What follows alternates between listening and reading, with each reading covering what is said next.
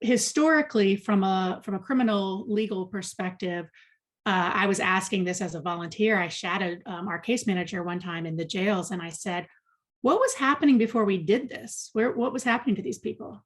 And she said nothing. They would just cycle in and out of jail because they were unidentified as victims and misidentified. And again, partly because they don't even identify as a victim. Right, right. But also because the criminal legal system had no idea what they should be asking or what they should be looking for. They just saw them as criminals. Part of that reason is because many times it's not just prostitution that they get arrested for, it's crimes related to their abuse. So their trafficker will say, hey, I need you to take these drugs to so-and-so. Then they get picked up for possession. I need you to go steal that car. They get picked up for larceny. They often, change their name, give them a fake name. If they use a fake name, then that's fraud. They have them sign off on documents for cars or for apartments. They get charged with fraud. And so they get picked up on numerous charges. And there's so many people coming through our criminal legal system because of how it's set up and public defenders have huge caseloads. And before they knew what to look for, what to ask, it was just like, oh, well, they got charged for this. I'll do the best I can by them. And they're just assumed as criminals, and they're assumed as people making poor choices when in fact they're victims themselves. And then the second part is we actually work behind the scenes with public defenders, parole officers, even Commonwealth's attorneys, certainly our law enforcement friends. And we accompany them to their sentencing hearing. Most of them are in local or regional jails. And we go in and advocate for them. And we let them, the courts understand and the judge know who we are, that we have assessed the client and that they are in fact a victim of human trafficking. We also work just as a nuance with those in a classification called commercially sexually exploited. So human trafficking actually has a federal definition that requires force, fraud, or coercion. Sometimes if you can't prove that, so if it's, let's say it's a scenario where somebody finds themselves in a rocky place because they lost a job or they got evicted, and somebody says, oh, I'll help you. I'll give you a job, or I'll give you a place to stay in exchange for. Mm-hmm. And then I've agreed to do it, but not because I really wanted to, right. But because I was desperate, right? So a lot of times won't get classified as human trafficking, but that is still exploitation. And so we still help people in that situation. When they go into the courts and do that, 95% of the time, our clients are getting a favorable outcome, which means no more jail time, not being sentenced to jail, being bonded to a program, probation only, no probation. I mean, any myriad of those things to us is a win, because this person needs to be on a road to freedom. Yeah. And we often call it what we do is create off-ramps to freedom for people who feel like they're never going to have any, where it's been stolen away by a trafficker. So our advocates, it's a 40-hour intensive training for lay people in the community who want to walk alongside a survivor.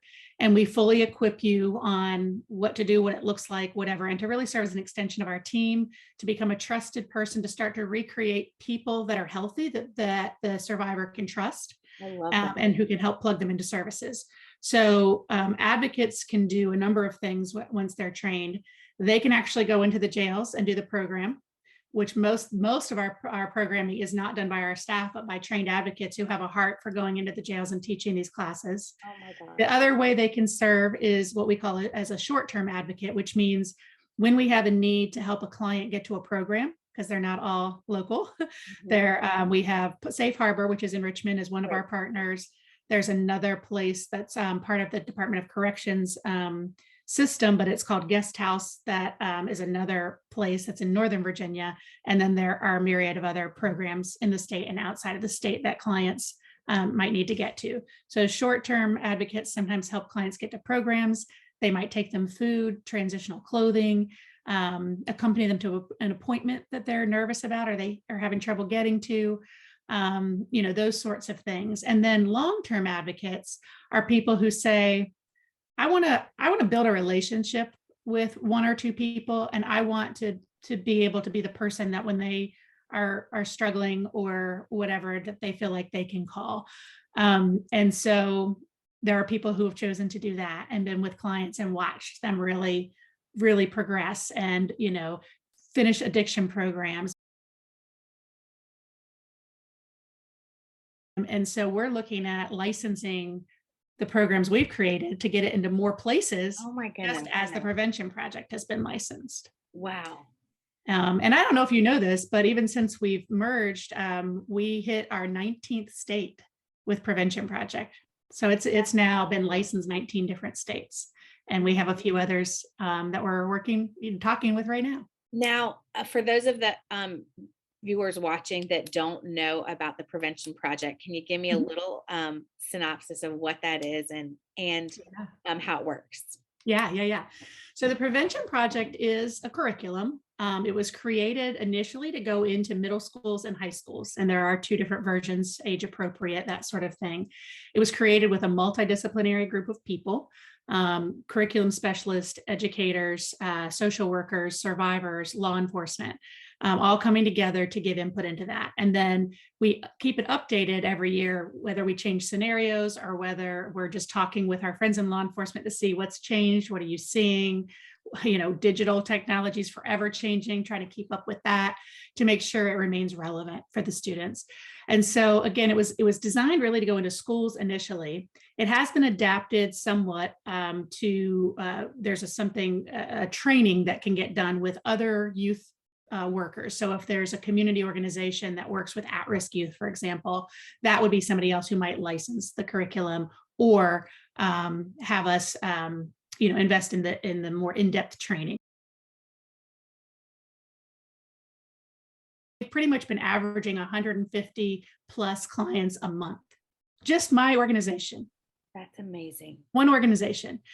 You look at the latest numbers from Polaris, which runs the human trafficking hotline. The statistics are from 2019, but they certainly haven't gone down. I can tell you that. Virginia ranked 16th in the country for number of reported cases. Now, again, be careful because that's only reported cases. And we know there's more than what's reported. But the fact that we could rank 16th in reported cases, I don't want to be, I love this state. Is where I was born. I love Virginia.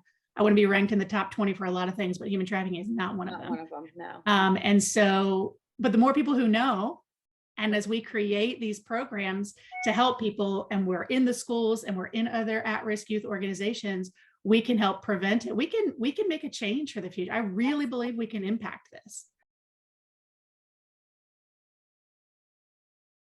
But the statistics that are out there show that children of color are 4 times more likely to be trafficked.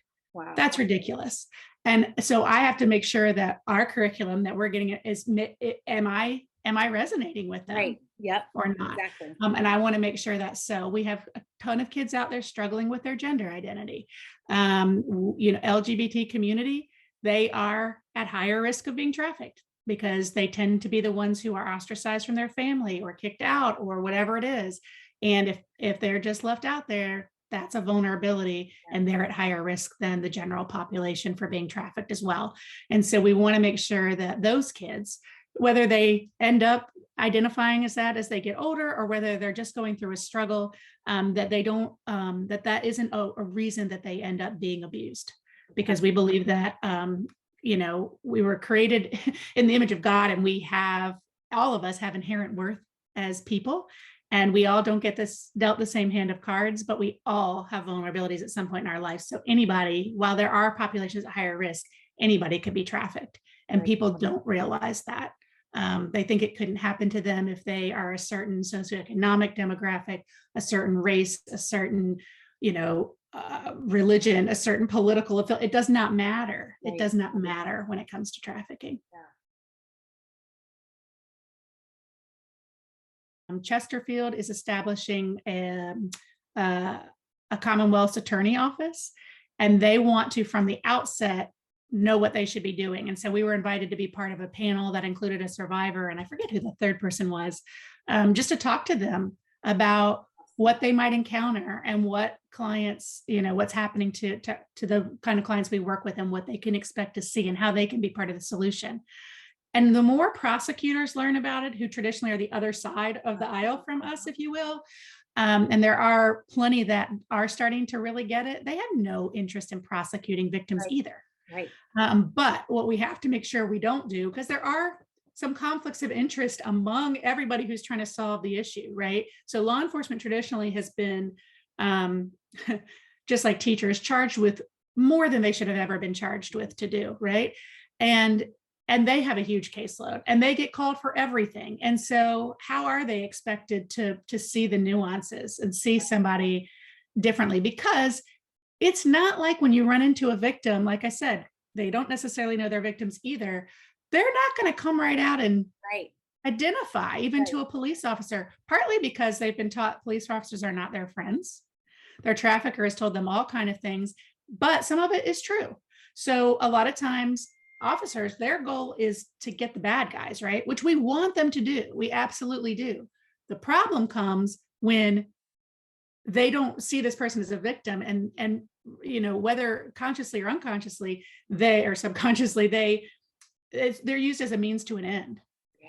And they don't realize that this person has been through trauma, and so they might not be able to tell a clear story right at the get-go. They might be afraid for their life, Right. or for the life of someone they love. Traffickers often threaten them with that. They also tell them, here's what the officer's going to say to you. He's just going to think he's, they're going to bust you. They're going to, see you as the criminal. And then that's the experience they have. And they were like, well, heck, my trafficker was right. Yep. So who are they trusting? This person who they sort of think they have this love relationship with, who told them this is how they be treated. And then it was true. Right.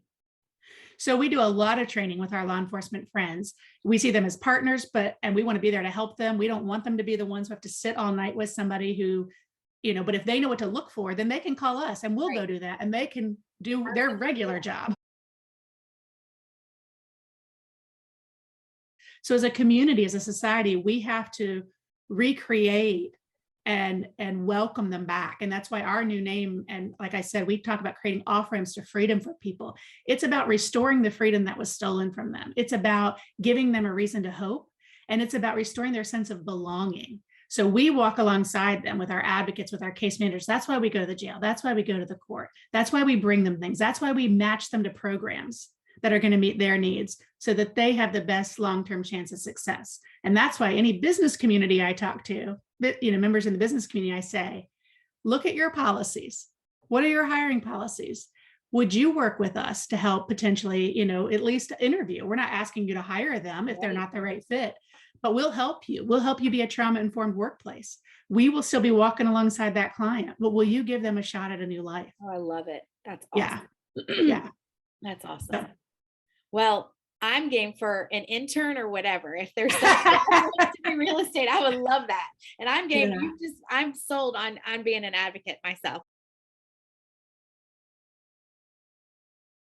There's a documentary. We're doing a showing at two of our partner churches, one on the Peninsula and South Side in the Hampton Roads area. And but it's not ours. We didn't create the documentary. It's phenomenal. It's called Childhood 2.0.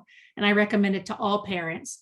We're going to be posting it online too, on our, the link to it on our social media platforms and all of that. So anybody can access it and share it. It's long. It's like a 90-minute documentary, but it's excellent because it includes teachers, parents, groups of students, boys and girls separately.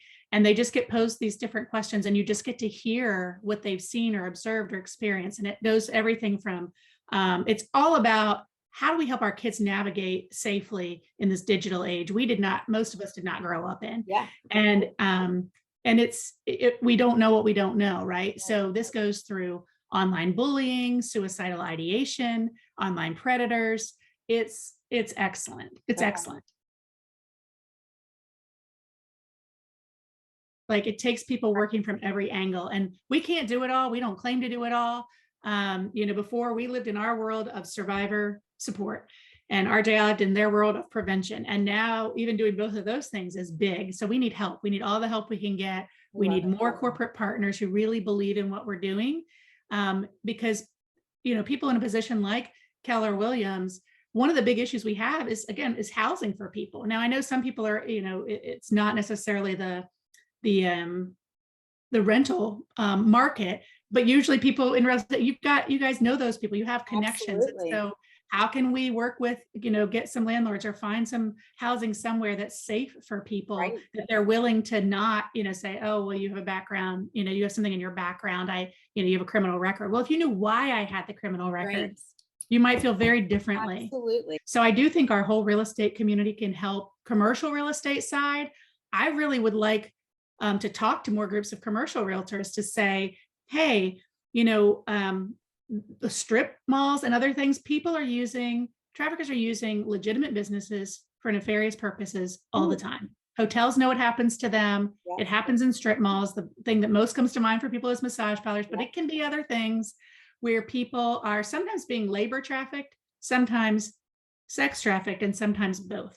And so we just want to raise awareness at, just put one pager in your lease that says, we stand against human trafficking. If you see anything, say something.